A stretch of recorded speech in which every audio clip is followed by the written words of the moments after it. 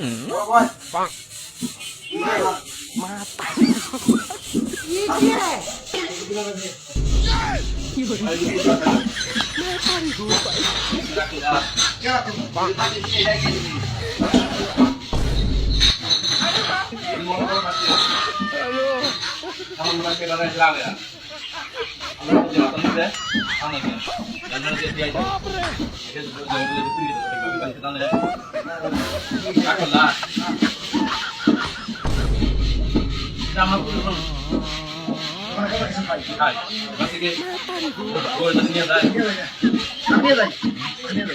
আমি কইলাম যে রাখো না